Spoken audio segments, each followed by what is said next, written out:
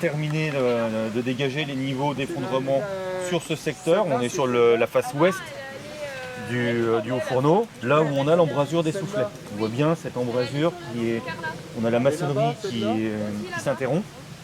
Et donc c'est l'emplacement des soufflets.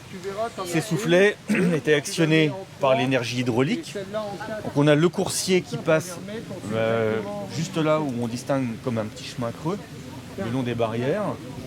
Et on avait un système hydraulique, a priori une roue horizontale, puisqu'on a d'autres exemples similaires pour la même époque, qui devait situer à peu près là où on a le bouquet d'arbres.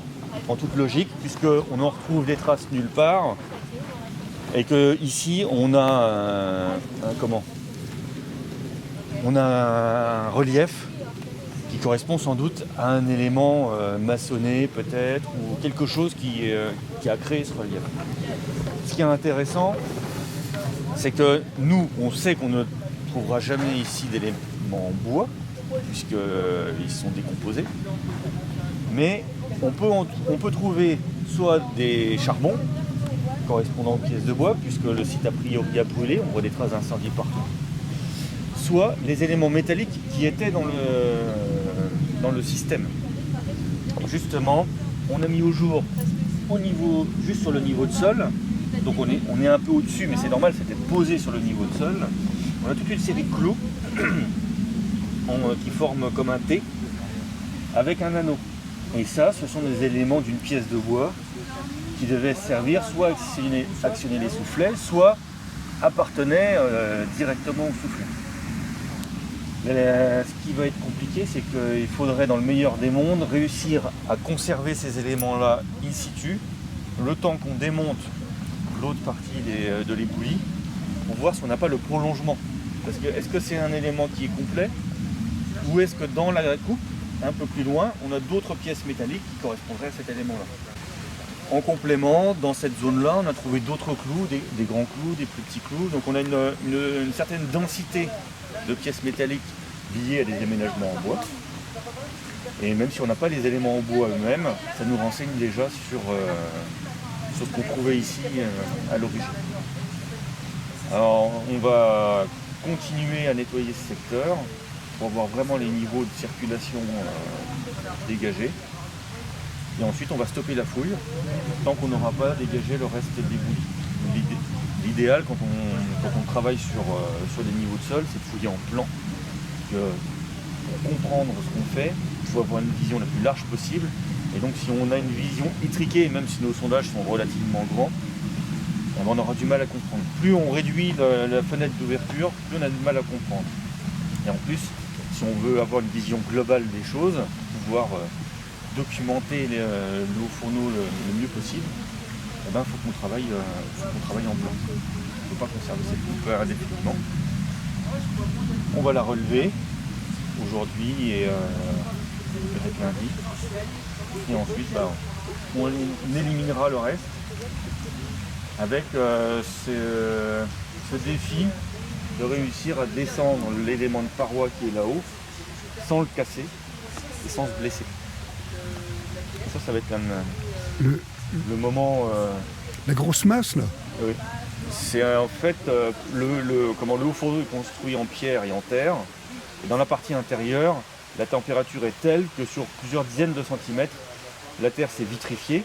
Et en se vitrifiant, elle a formé des blocs, elle a emprisonné les pierres. Et lors de l'effondrement, on a des éléments, de gros éléments qui se sont conservés et qui nous renseignent justement sur l'épaisseur, sur l'impact thermique qu'on peut avoir.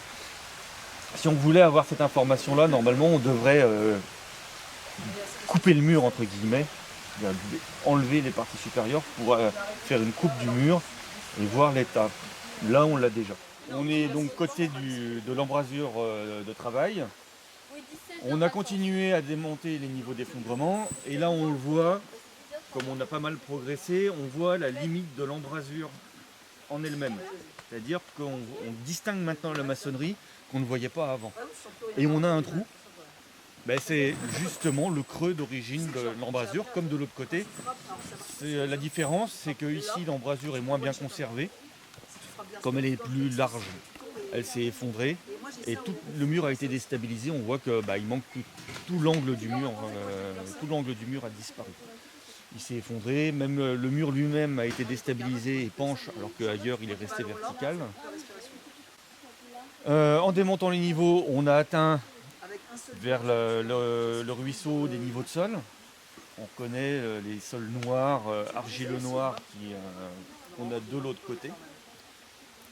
Et surtout, on ne s'y attendait pas, mais on a des structures qui apparaissent. On en a une petite ici au premier plan. Elle est bien en place.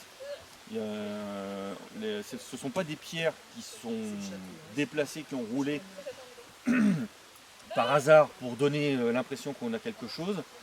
On le sait tout simplement parce que si on regarde ici, on a une pierre, deux pierres et la scorie qui est venue s'installer entre les deux et qui fait la jonction.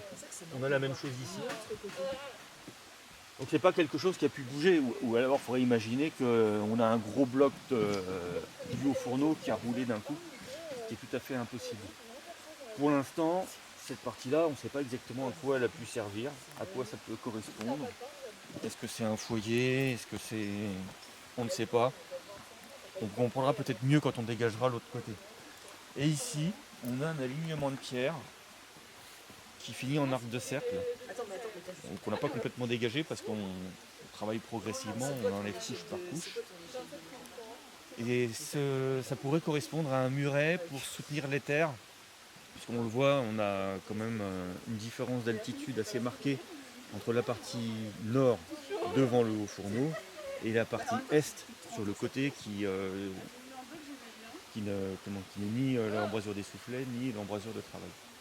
Donc pour retenir la terre, il y avait sans doute un mur et c'est peut-être les restes de ce mur.